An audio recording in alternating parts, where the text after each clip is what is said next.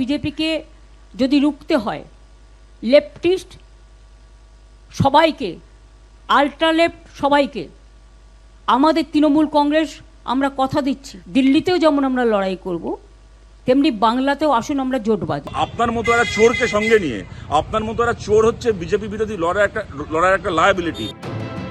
ভোটে হেরে এবার জোটের কথা মনে পড়েছে মমতা বন্দ্যোপাধ্যায়, যে সিপিএম এর বিরুদ্ধে দশকের পর দশক লড়াই করেছেন, যাদের সরিয়ে ক্ষমতা এসেছিলেন, এখন বিজেপিকে রুখতে সেই বামেদেরও পাশে নিতে আপত্তি নেই মমতা বন্দ্যোপাধ্যায়।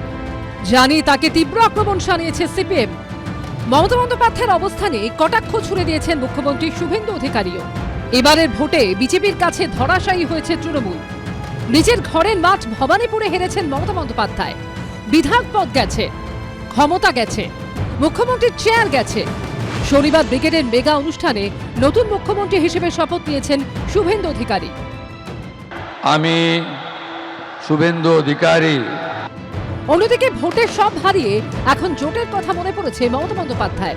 এতদিন কথায় কথায় যাদের আক্রমণ করতেন, এখন বিজেপিকে রুখতে সেই বাম এবং অতি বামেদেরই পাশে আসার ডাক দিয়েছেন তিনি। জোট বাঁধুন। আমরা সবাই চাই একটা যৌথ প্ল্যাটফর্ম তৈরি হোক, যে প্ল্যাটফর্মে অল পলিটিক্যাল পার্টি যারা বিজেপির এগেনস্টে, এমনকি আপনারা যদি বলেন লেফটিস্ট, আমার কোনো ইগো নেই, আমি সবাইকে নিয়েই চলতে চাই। এবং আজকে যা অবস্থা, বিজেপিকে যদি রুখতে হয় লেফটিস্ট সবাইকে, আল্ট্রা লেফট সবাইকে, আমাদের তৃণমূল কংগ্রেস আমরা কথা দিচ্ছি ন্যাশনাল পার্টি সবাইকে, যার যতটুকু শক্তি আছে, দিল্লিতেও যেমন আমরা লড়াই করব তেমনি বাংলাতেও আসুন আমরা জোট বাঁধি। মমতা বন্দ্যোপাধ্যায়ের এই আহ্বান শটান খারিজ করে দিয়েছে সিপিএম। সেই সঙ্গে তাকে তীব্র আক্রমণ শানিয়েছে তারা। লজ্জা করে না আপনার সাথে আবার নাকি আমাদের পাশে গিয়ে দাঁড়াতে হবে বিজেপির বিরুদ্ধে লড়ার জন্য? আপনার পাশে দাঁড়িয়ে বিজেপির বিরুদ্ধে লড়তে হবে? আপনার মতো একটা চোর, আপনার মতো একটা সন্ত্রাসবাদী, আপনার মতো একটা ক্রিমিনালদেরকে দিয়ে রাজনীতি করা নেত্রীর জন্য আজকে পশ্চিমবাংলার এই সর্বনাশ হলো। তারপরে আপনার পাশে দাঁড়িয়ে নাকি আমরা লড়াই করব? আপনার মতো চোরেদেরকে দেখিয়ে বিজেপি ভোট পায় পশ্চিমবাংলায়। মমতা বন্দ্যোপাধ্যায়কে অপ্রাসঙ্গিক বলে কটাক্ষ ছুড়ে দিয়েছেন মুখ্যমন্ত্রী শুভেন্দু অধিকারীও।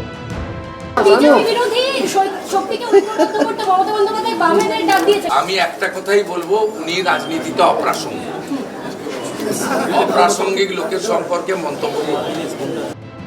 বিজেপির কাছে ধরাশায়ী হয়েছে তৃণমূল। আগামী দিনে বিজেপির বিরুদ্ধে লড়াইয়ে এ রাজ্যে কি কেউ তার পাশে দাঁড়াবে, সেটাই দেখার। এবিপি আনন্দ। আমার কিছু চাওয়া নেই, শুধু মেয়ের ন্যায় বিচার এবং সরকার যেভাবে চলতে বলবেন আমি সেভাবেই চলবো। বিচার চাইছেন এক মা, যিনি একমাত্র সন্তানকে হারিয়েছেন। বিচার চাইছে অসংখ্য ছেলে মেয়ে, যাদের রুজি রুটি এখনো অনিশ্চিত।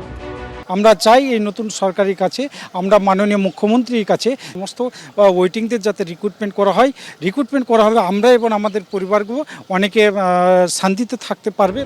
শনিবার ব্রিগেডের শপথ নিল এ রাজ্যের প্রথম বিজেপি সরকার। এই সরকারের কাছে বহু মানুষেরই অনেক প্রত্যাশা রয়েছে, যেমন বিজেপিরই পানিহাটির বিধায়ক রত্না দেবনাথ, যার আরেক পরিচয় তিনি অভয়ান মা। 2024 সালের অগাস্টে ভয়াবহ ঘটনায় মেয়েকে হারিয়েছেন।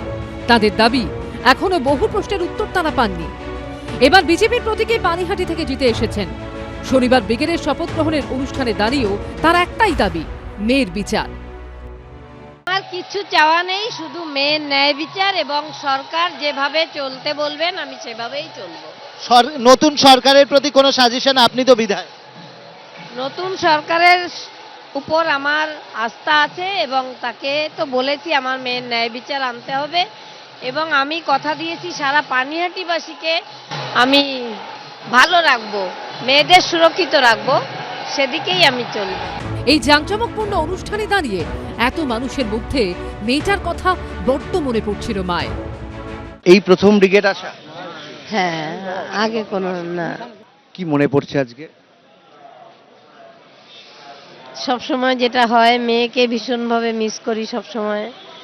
আমরা 3 জন ছিলাম, 2 জন হয়ে গেছি। এই যে ব্যথাটা, এই যে অনুভূতিটা, এটা সবসময় থাকে, এখনো আছে। অভয়ান মায়ের মতো বিচার চাইছেন এই চাকরিহারারাও। তৃণমূল সরকারের জমানায় হওয়া দুর্নীতির মাসুল গুনতে হয়েছে তাদের।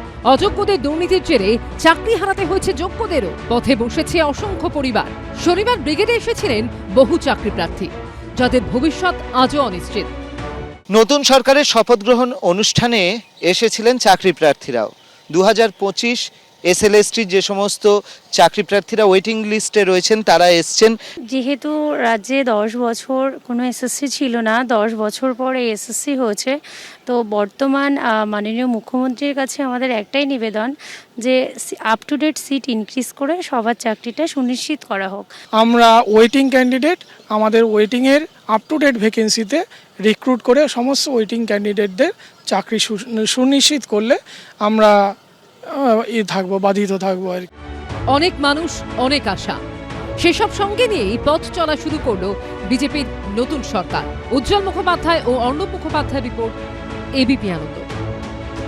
এবিপি আনন্দ, এগিয়ে থাকে, এগিয়ে রাখে।